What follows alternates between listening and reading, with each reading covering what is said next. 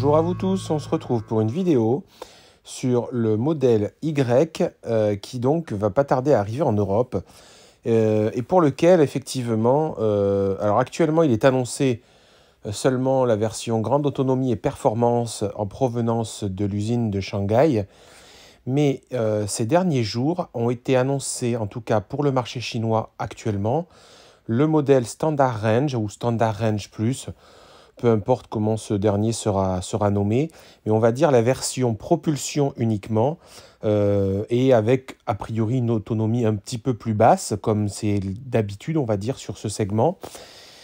Alors, il existait déjà aux États-Unis, au tout départ de la commercialisation du modèle Y, une version voilà, standard range qui finalement a été arrêtée parce que l'autonomie en réel était finalement trop faible. Et puis, surprise, voilà qui nous ressortent cette version aux États-Unis, en Chine. Donc, un modèle, mais qui a une autonomie quand même impressionnante. Alors, le chiffre annoncé sur le site chinois est de 525 km. Alors, attention, ce n'est pas les mêmes normes qu'en Europe. Toutefois, si on le compare effectivement à une modèle 3, donc celles qui sont bien livrées en Europe et qui aujourd'hui sont fabriquées toujours à Shanghai, une modèle 3 Standard Range Plus Shanghai est annoncée sur le site chinois à 468 km, contre, pour le modèle Y équivalent, je dirais, 525. Donc ça sous-entend que le modèle Y Standard Range sera plus autonome ou serait plus autonome qu'une modèle 3, on va dire, de même gamme. Donc c'est quand même quelque chose vraiment d'intéressant. Moi, je suis assez surpris par ce chiffre.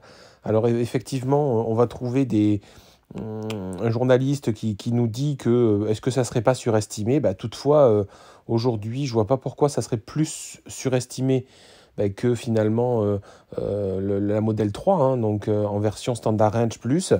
Et effectivement, je serais vraiment impatient et vraiment intéressé de voir ce modèle se présenter en Europe d'ici quelques mois, donc certainement aux alentours de 6 mois, peut-être en début 2022.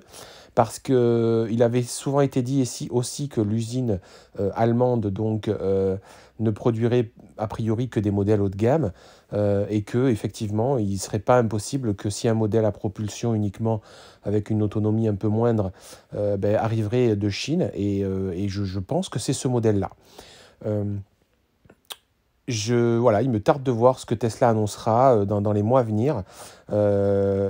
Cette autonomie me laisse envieux et me donne envie, pourquoi pas, par la suite, de passer peut-être sur un modèle Y grâce à ça. Je vous remontre un petit peu la grille de tarifs qu'on pourrait espérer avoir en Europe. Donc bon, voilà, il y a deux grandes bases. Il y a une base qui est faite sur le modèle Y, le prix chinois et le prix de la SR Plus française. Donc on pourrait espérer avoir ce modèle chinois aux alentours de 48 à 49 500 euros. Voilà, bon, une règle de 3, hein, on va dire, de comparatif de prix.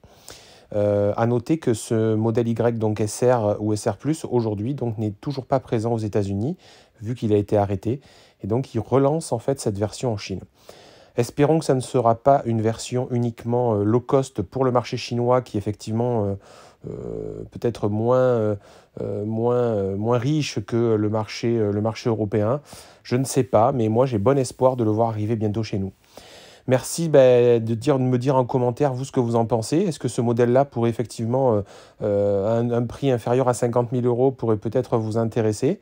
Et puis, je vous dis, n'hésitez pas à vous abonner au YouTube, au Twitter et sur Insta. Je vous dis à très très bientôt. Bye bye.